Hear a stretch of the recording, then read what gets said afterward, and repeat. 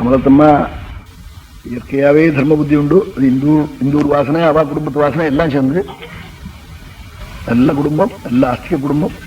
ரொம்ப எங்களுக்கெல்லாம் ரொம்ப வேண்டி வாழுங்க. புதுக்கோட்டையில் போனால் ஆற்றுக்கு போகிறது, இங்கே பூஜை பண்ணுறது, இப்படிலாம் ஒரு பக்திய வாழுங்க. துர்கைக்கு நிறைய செய்யணும். அதே மாதிரி கும்பாபிஷேகத்தையும் ஆரம்பிச்சுடணும் சீக்கிரமா. பெரிய காரியம் கும்பாபிஷேகம்.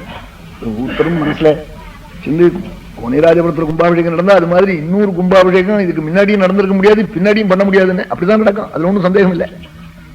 அது தெரியாதோ, பார்த்தாலே தெரியும் இல்லையோ எப்படி நடக்கும்னு. என்ன பரமேஸ்வரனுடைய ஆலயம் கைலாசம் தான். நேற்றுக்கு சைத்ராமீர் வாழ்ந்து அவ தரிசனம் பண்ணியிருக்கா.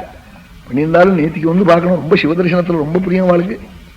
அவன் தோறாம நித்தியம் சிவதர்சனம் விஷ்ணு தரிசனம். ஒரு 12 வருஷமா நான் சொன்னேன் சிவதர்சனம் பண்ணுங்கோ, டாக்டர் வேண்டாம்னு. அவன் நம்பி பண்றாள். நான் எதை சொல்றேனோ பண்ணுவாள். அவன் இப்போ ஒரு 10,000 ரூபாய் செலவிங்கன்னா செலவிப்பாள். ஏன் சொன்னேன்னு கேட்க மாட்டாள். அவ தம்பி அந்த உட்காந்துருக்காளே வா. அத்தனை நவாகம் வச்சு நடத்தினாள் தம்பிக்காக.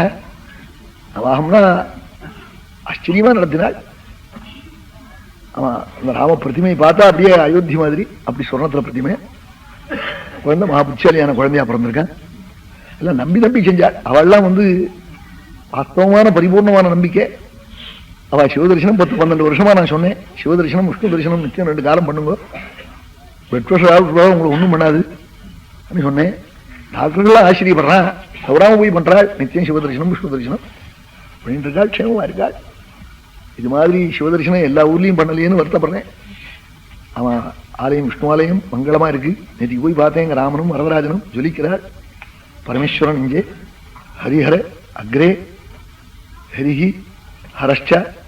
மகாபாரதத்தில் இந்த அக்ரஹாரம்ங்கிறதுக்கே அக்ரத்துல ஹரியும் அந்தண்ட ஹரணும் அப்படி இருக்கிறதுக்கு அக்ரஹாரம்னே பேராம். அப்படி அவசியம் விஷ்ணுவாலயம் சிவாலயம் இருக்கணும் கிராமத்துல. ஆலயம் மேல போக போகத்தான் குடும்பம் மேல ஏறுமா. ஆலயம் செருக்கப்படாது, அது விருத்தி ஆகணும். மருந்து இருந்தெல்லாம் சாத்தி நல்லா சுத்தமா அங்க ஆராதனை நடக்க நடக்க மகாப்பிரதோஷத்துல போய் தீபாராதனம் பார்த்துட்டா அப்புறம் ஜென்மா இல்லைன்னு. சத்தியம் பிரவீமி பரலோக ஹிதம் பிரவீமி சாரம் பிரவீமி உபனிஷத் ஹிருதயம் பிரவீமி. நீங்க மகாப்பிரதோஷம். ஆமா, மகாப்பிரதோஷே சிவம் அர்ச்சேதான்னு மகாப்பிரதோஷத்துல பரமேஸ்வரன் ஆராதிக்க வேண்டிய ஒரு ஜென்மா தேசம் இதெல்லாம் நமக்கு கிடைச்சிருக்கு. கிடைச்ச போது விடவே விடாது. அதை நல்லா அழகா நடத்தணும்.